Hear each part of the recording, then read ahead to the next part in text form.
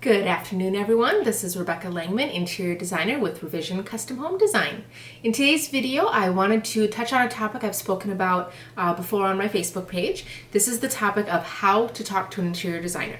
Now, not trying to say we're anything special, but most of us interior designers, and myself especially, are very visual people. So what this means is that when you're talking with an interior designer, you want to use pictures.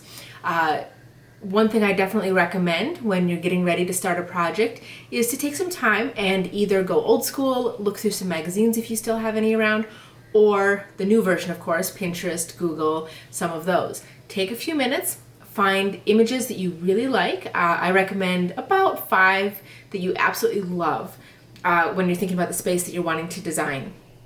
If you're looking at a kitchen, try to focus on kitchen images because there's always going to be details that you might not be noticing right away that once you show them to a designer, we can distill those out. But if you find something that's just a color scheme that you absolutely love, please go ahead and make note of that.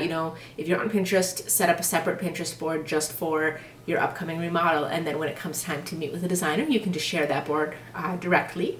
If you do go old school with magazines, just pull those out, stick them in a folder or binder, and then you've got those. So why is this important? Now, with design, there's a lot of words out there. Everyone talks about all these different style names and color names. Well, there's a lot of room for interpretation, and interpretation leads to miscommunication sometimes. When one person talks about the color blue, there's a million shades of blue. One person could hear that word and immediately think of a baby blue or a Tiffany blue. Again, another person could hear that and start thinking more towards navy and teal and these dark colors.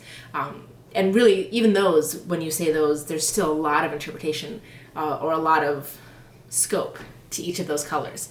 And the same thing with style words. One person says farmhouse and it's a very rustic, older style. Another person says farmhouse and it's the very crisp, clean lined, modern farmhouse with a lot of the Magnolia-inspired elements.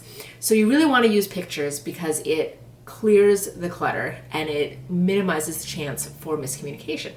That's also why if you do work on a project with me, one of the first steps that I'll take is to put together what's called a concept board or a mood board.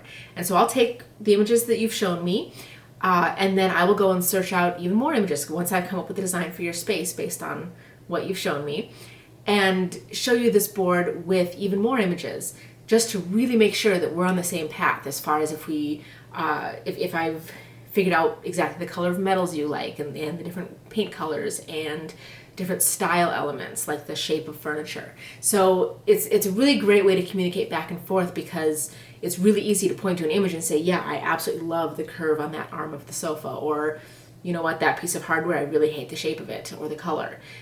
So communicating visually, communicating with pictures is the best way to talk with your interior designer. So hopefully that's me. If you have any questions, I would love to answer them. Please drop a comment below and share this video with your friends if it's been helpful. Again, Rebecca Langman, Revision Custom Home Design, where I help you turn your house into your home. Bye.